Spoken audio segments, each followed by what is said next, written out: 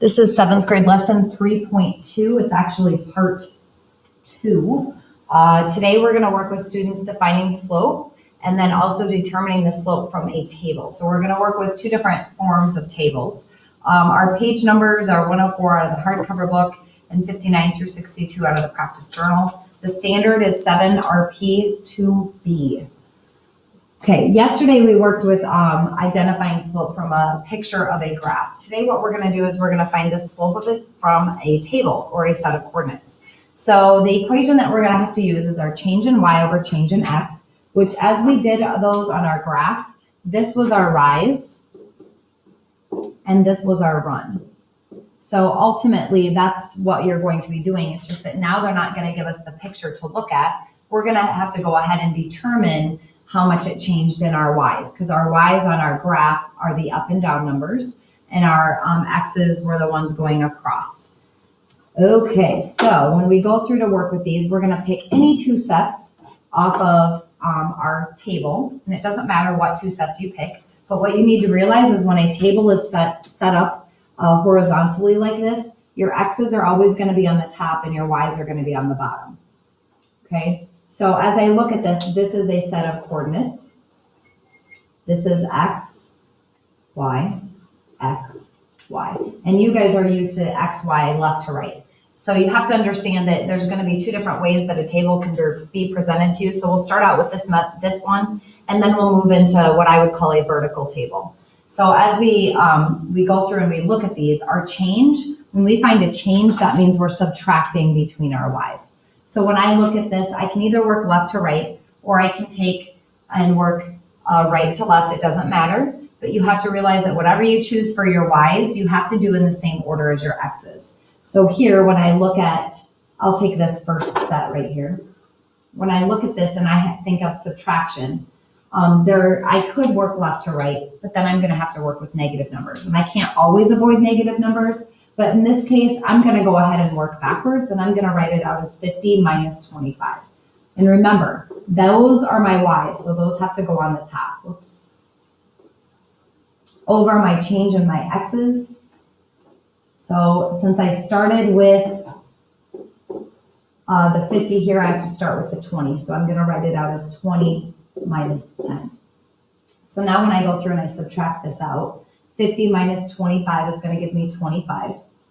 Over 20 minus 10 is 10. I need to write my slope in lowest terms. So when I look at this, I can't change it into 2.5 because slope is as a fraction. So I can see that 5 would go into both of these. So 25 divided by 5 would give me 5. Over 10 divided by 5 would give me 2. My final answer would be 5 over 2. Okay, I would get the same answer if I worked backward or worked from left to right. And if I had done 25 minus 50 would give me negative 25. And then over 10 minus 20 would give me negative 10. In the end, those still end up becoming positive 25 over 10, which is what we had here.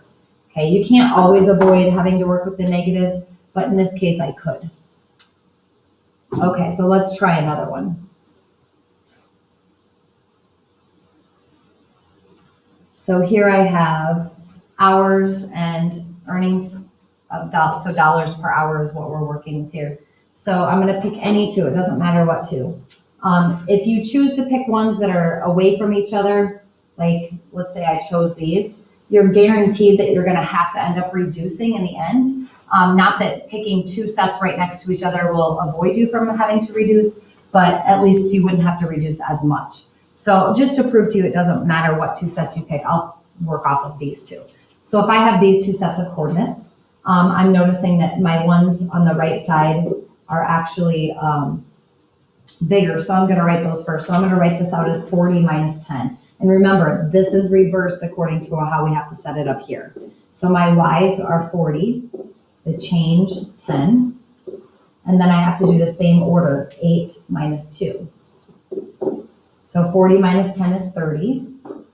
8 minus 2 is 6. Now if I look at those, I could reduce. Some people might say they're both even. 2 would go into them. 3 would go into both of them. The largest number that will go into both would be 6.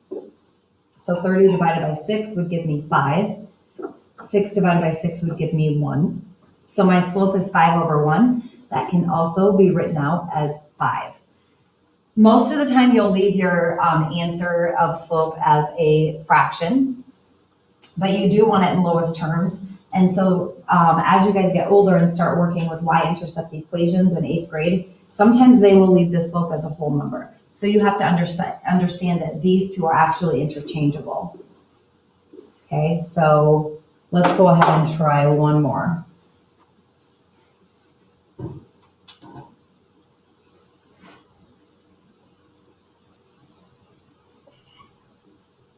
Okay, so here I've got gallons, so miles per gallon. So my miles, I like to try and avoid decimals if I have to. So not that I couldn't work with them, but I'm going to go ahead and work off of these two.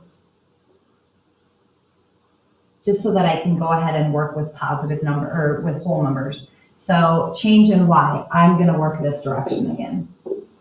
Just so I don't have to work with negative numbers. So I'm going to do 650 minus 325 over, since I did the 650 first, I have to do the 20 first. So 20 minus 10. Most common made mistake, kids will go in the same top to bottom as the table, and then they have their slope flipped over. So 650 minus 325 is going to give me 325 over 20 minus 10 is 10. Now, I'm not going to take 325 divided by 10. We're working slope. If I was doing rate, then yes, I would do that. But here I want to get it in just to my lowest term. I'm noticing both end in 5 or 0, so 5 will go into both of these. And yes, you can use your calculator if you need to. So for my bottom number, 10 divided by 5 is 2. And if I take 325 divided by 5, well, I could do it on a calculator, but every 100 has 20, so that would give me 60 at 300, then 5 more for the 25, so 65. This would be my final answer, 65 over 2. Okay, so I'm going to kind of look at something else off of this. Let's say I had used 2 of these that were right next to each other. Even though I said I'd like to avoid decimals if I can, let's say I had used these 2. Now the reason I chose to do the whole numbers, because then I could probably do most of it in my head. But change in y, 325 minus 162.5 over change in x's was 10 minus 5. Okay, so when I subtract out here, I get 5 for my bottom number. As I do my other one, if I pull my calculator out, and yes, I could do it longhand, but 325 minus 162.5. Just because I'm doing it quick, I'm trying to get my answers. I get 162.5. Okay, so here's the problem. When I do that, I cannot leave slope as a decimal number. So here I would either have to choose to go through and convert it back, but I can't leave it. I can't leave it as a decimal number. So in that case, it was better for me to go ahead and pick between the 2 whole numbers. Okay, so now we're going to go ahead and work with table in a different format. And once again, if we get decimal numbers, it's just easier to work with those whole numbers because we know that we can't go through and graph decimal numbers anyway as we get older.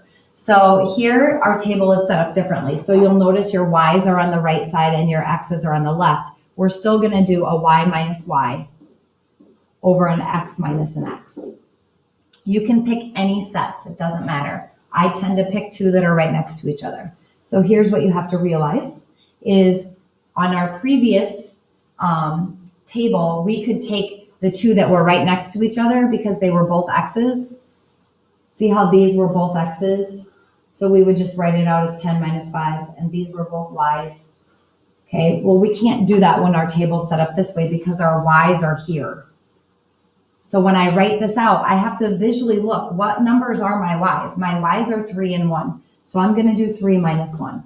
Now, since I chose to put this one first in my equation up here, I have to write this one first. So 12 minus 10.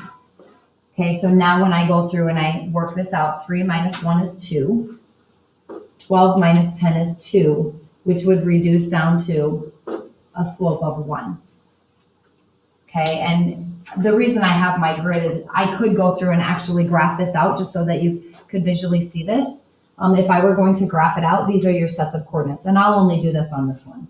But my coordinates would be over to 10 up to 1 for this set here. So over to 10 up to 1, put a dot. And then I would go over to 12 up to 3, over to 12 up to 3, put a dot.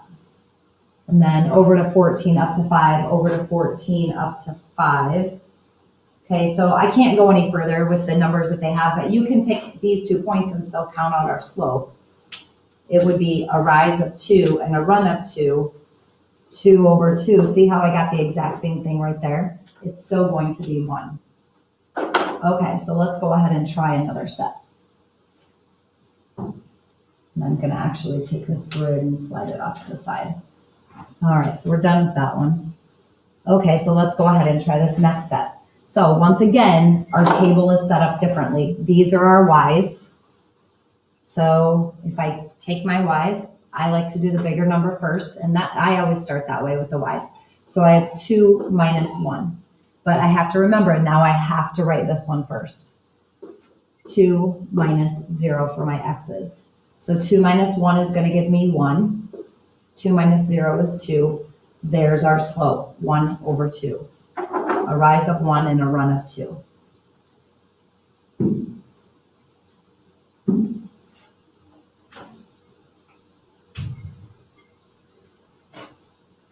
Okay, let's pick, let's do the bottom ones. Okay, so once again, you're going to flip these around. So if I left it just to prove to you, it doesn't matter the order, but whatever order I pick, I have to do the same order. So if I did 3 minus 4, that would give me negative 1, which means I would have to start with this. So 3 minus 4, negative 1. 2 negatives make it a positive 1. Okay, I normally would start out with the 4 minus 3, but then you just have to remember, you have to do the same order for your x's then also. Okay, so I want you guys to try this next one.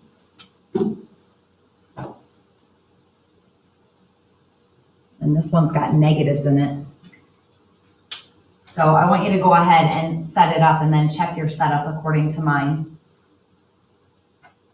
Granted, let's everybody use this set right here, just so we're all using the same set. So y's, we would have 1 minus 0. Now, since I did the 1 first, I have to do the negative 2 first.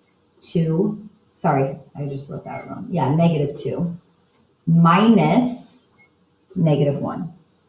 Most common made mistake on these is kids will forget to put that minus a negative 1 in there, and then it ends up making their integers incorrectly. So now I end up with 1 minus 1 is 1. This becomes a plus sign. So negative 2 plus 1 is going to give me negative 1. My answer on this would be negative 1 over 1, which is the same as negative 1. Okay, that negative, although it ended up with this bottom number, it applies to the whole fraction. Okay, so that's just working with tables. It's another way to go through and solve working the tables and understanding that there's 2 different formats, but ultimately you're doing y over y, the change, not y over y minus y over x minus x. And you have to remember that formula, that your y's have to go on the top. You have to pay attention to the way the table is set up. Here, these are my y's.